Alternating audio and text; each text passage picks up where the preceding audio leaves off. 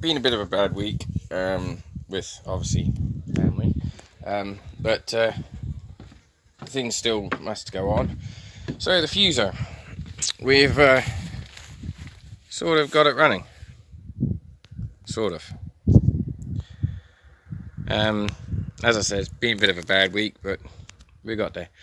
So we'll start off in the cab. We'll talk about what's on the back of it in a bit.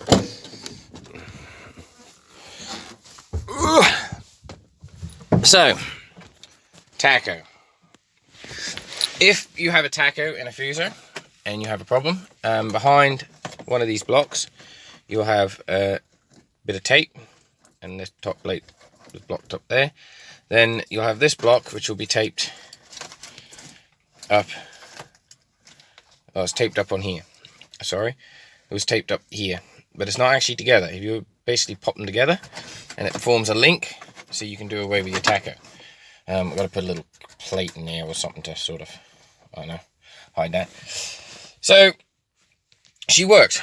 She runs like, we can put the key in it now, and she runs like a dream. So here you go, and starts, not a problem. But if I was to climb a hill and put the rev counter to about there or to here or just over, she goes back into limp mode. If I keep it under that, she doesn't. So we've still got a tiny problem somewhere. We are getting the fault cleared off the brain, hopefully today, and hopefully that will make a difference. But yeah, and the thing is, like, that seems to be moving freely. So that actuator down there is what's sort of given all the problems. And I don't know, I'm thinking about taking it off again, just seeing if it's still free. Maybe it's sticking slightly, I don't know.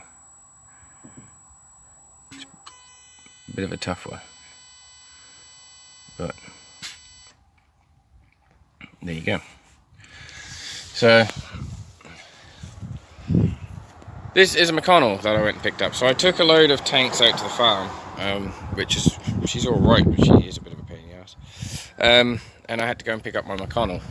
They'd already dumped part of the boom and one of the other little buckets that were all fixed on it, which was kind of gutting really, because they'd already given it to me. But I managed to get out and pick it up. So the top of it is the levers are seized, but the rest of it's all free. So the plan is to sort of clean this up, and this will go on the back of the Super 4 eventually, I'm thinking.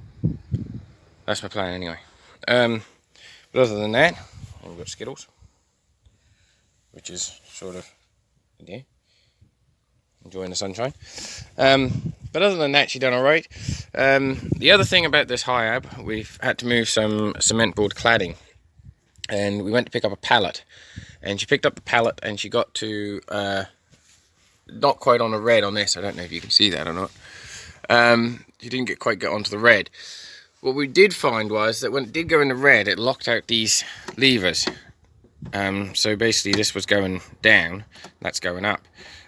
It would stop you from going down. So it gave us the problem of we had a load stuck in the air and we couldn't drop it down.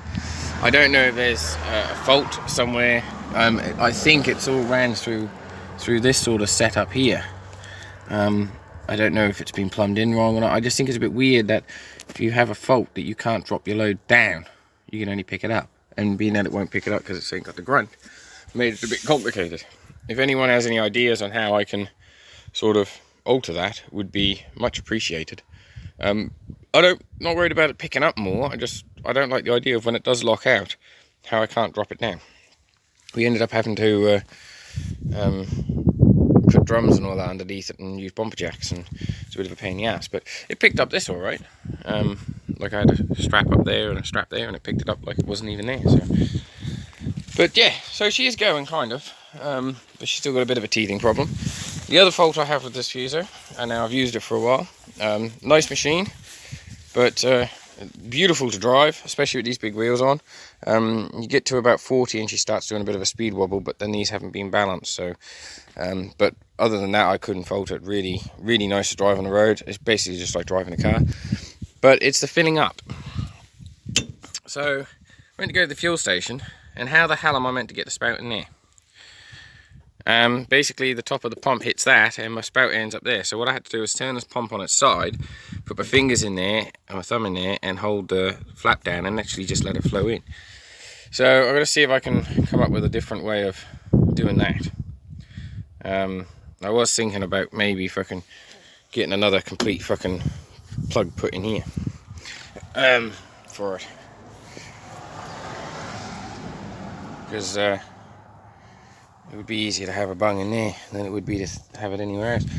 I'm a bit reluctant to take all this off because it looks like it could be a bit of a pain in the ass, but never mind, I guess we'll find that out. So Friday's job, tomorrow's job, sorry, it's Friday today. Tomorrow morning we'll be taking this out to the farm, and then the next one I do will be taking actually county stuff out. I was meant to take that out, but because I had to pick this up, sort of ruined the light load.